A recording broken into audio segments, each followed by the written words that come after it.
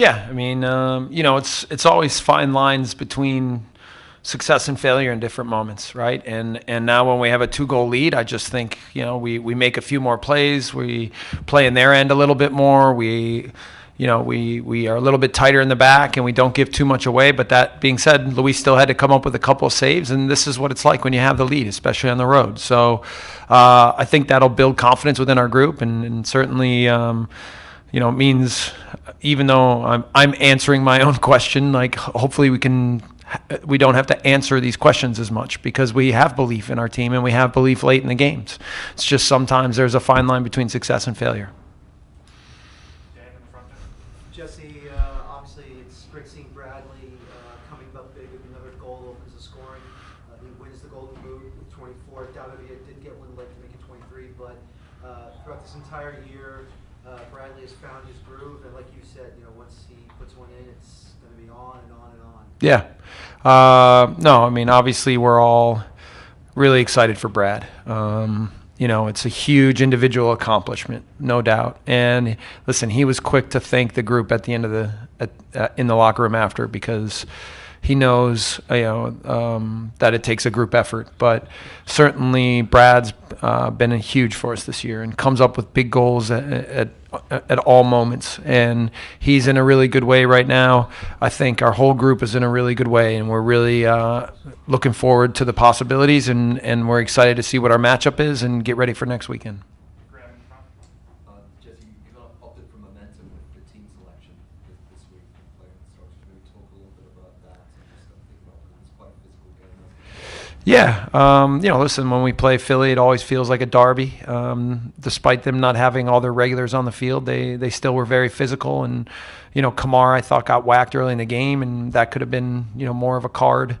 But we stayed with the game. I think we stayed focused on the game plan and managed their dangerous players. And then, there were moments in the first half where we were under it a little, moments in the second half, but I thought overall we managed things, didn't give too much away. And we scored 2. We were dangerous on some other moments, and overall really good road performance. And these are the kind of games that the playoffs will be like, where it'll be tight, it'll be physical, and you just got to find a way to not give much away and take advantage of your opportunities.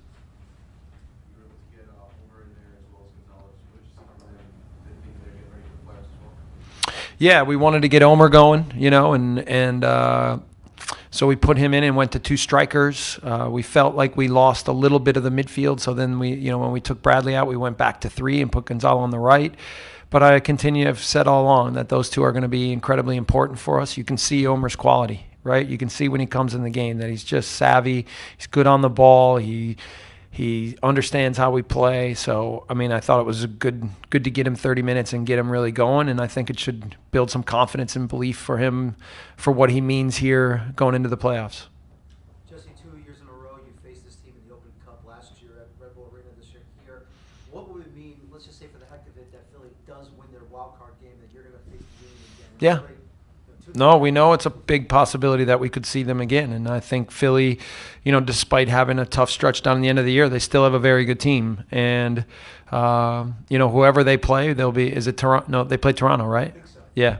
So they'll give Toronto a great match, and if they happen to nick them off, then that's who we see. So it's good for us, I think, to make a statement at the end of the year. But, if it's all said and done and that's our matchup, we know we'll be in for a tough game, tough series.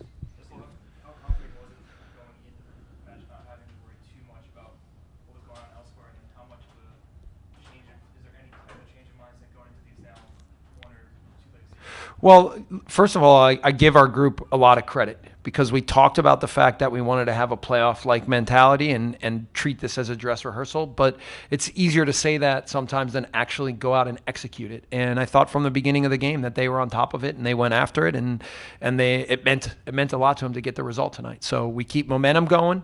We're ready for the playoffs. We get guys no one came out with injuries.